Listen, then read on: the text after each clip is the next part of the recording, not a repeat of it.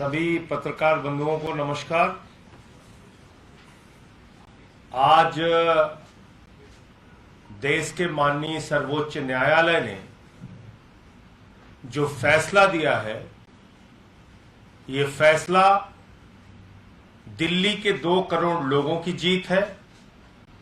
ये फैसला अरविंद केजरीवाल जी के संघर्षों की जीत है, उनके जज्बे की जीत है, उनके लगन की जीत है।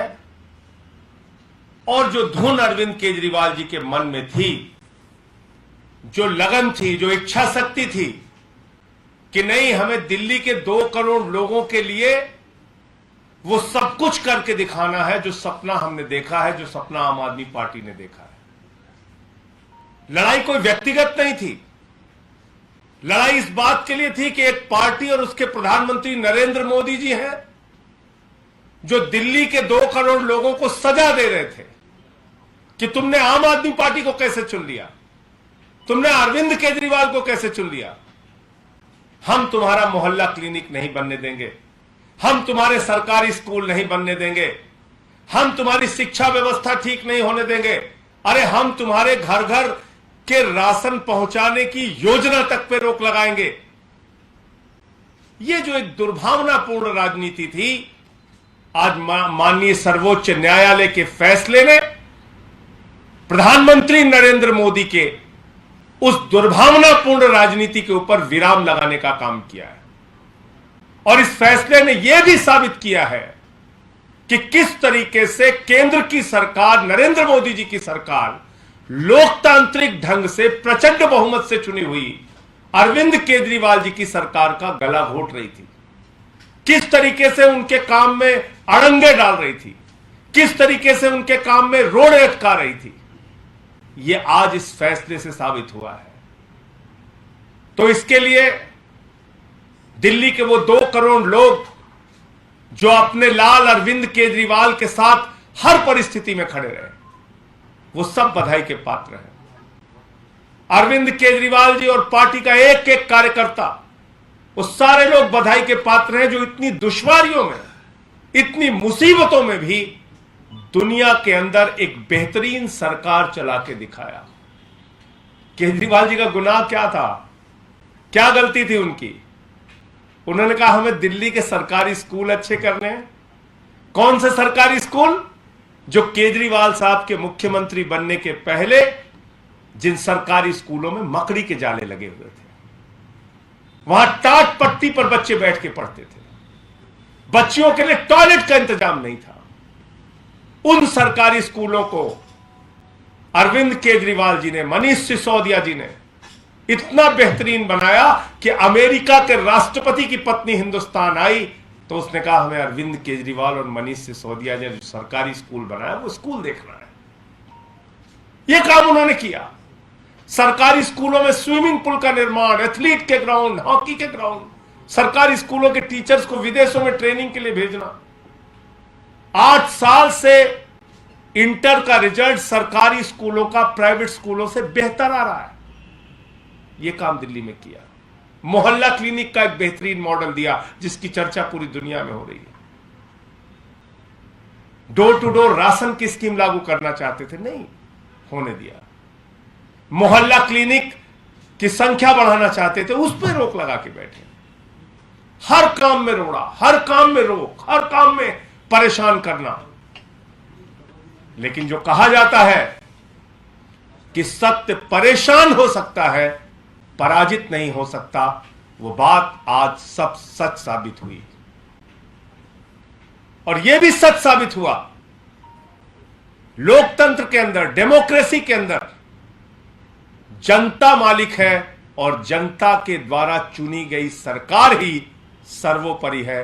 कोई एलजी, कोई लाट साहब, कोई राज्यपाल सर्वोपरि नहीं है।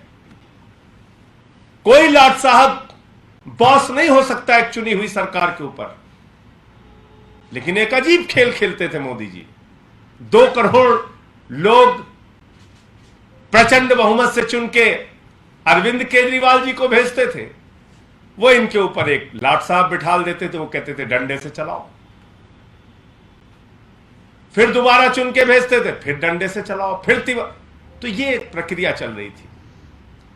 मैं प्रधानमंत्री जी से कहना चाहता हूं, प्रधानमंत्री जी, आप इस देश के अभिभावक हैं। आपको इस देश के 140 करोड़ लोग अपने अभिभावक के रूप में देखते हैं। दुर्भावना की राजनीति बंद कीजिए, राज्य सरकारों का गला घोटने की राजनीति बंद कीजिए। अरविंद केजरीवाल से आपकी लड़ाई हो सकती है, राजनीतिक लड़ाई हो सकती है, लेकिन उनको जिस जनता ने चुना है उसको सजा मत दीजिए, उनके बच्चों को सजा मत दीजिए, उनके स्कूलों को मत रोकिए, उनके अस्पतालों को मत रोकिए।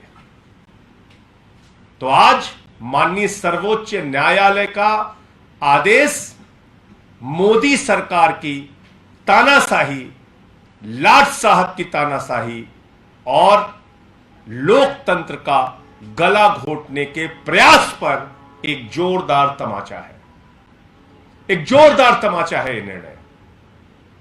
और मैं समझता हूं कि अब आगे सहयोगात्मक रवैया मोदी सरकार को अपनाना चाहिए। आगे अरविंद केजरीवाल के कामों पर किसी भी प्रकार का अब तो अड़ंगा लगाने की कोई गुंजाइश आपके लिए बची नहीं, लेकिन अब कोई मन में नई योजना बनाकर प्रयास मत कीजिए और ऐसा काम सहयोगात्मक रवैया अपनाइए कि दिल्ली के 2 करोड़ लोगों को भी लगे कि इस देश के संघीय ढांचे में आपका यकीन है, इस देश के लोकतंत्र में आपका यकीन है, इस देश के संविधान में आपका यकीन है। और जिस संविधान ने एक सरकार बनाई, जिस जनता ने एक सरकार चुन के दिया, उस जनता को उस सरकार से हर प्रकार का लाभ अपने लिए लेने का अधिकार है। अरविंद केजरीवाल जी ने आज एक बड़ी अच्छी बात कही कि अब तक हमारे साथ यह होता रहा कि हमारे दोनों हाथ पैर बांध के स्विमिंग पूल में फेंक दिया और बोले कि तैर के दिखाओ, ओलंपिक का मेडल लेना है। इतनी विषम परिस्थितियों में इतनी दुश्वारियां हमारे सामने खड़ी की गई, उसके बावजूद इतना अच्छा काम करके दिखाया। अगर शायद ये बाधाएं नहीं होती तो आज दिल्ली की तस्वीर और बेहतरीन होती और अच्छे गति से, तेजी से काम हो सकता था। उन अधिकारियों ने जो जनता के टैक्स के पैसे से तनख्वाह पाते हैं, उन्होंने भी अपराध किया, अपनी ड्यूटी के प्रति गुनाह करके, अपने ड्यूटी के प्रति लापरवाही करके, अपनी ड्यूटी के प्रति जनता को वरीयता न देते हुए लाट साहब को वरीयता देके।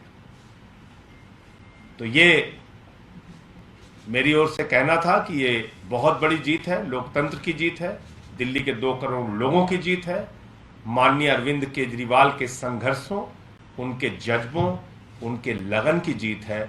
एक ऐसा शख्स जो इनकम टैक्स कमिश्नर की नौकरी को लात मार के देश की व्यवस्था को बदलने के लिए निकला था, जो सपना उसने देखा हिंदुस्तान के लिए, जो सपना उसने देखा दिल्ली के लिए, उस सपने को पूरा करने में और तेज गति से वो आगे बढ़ेंगे।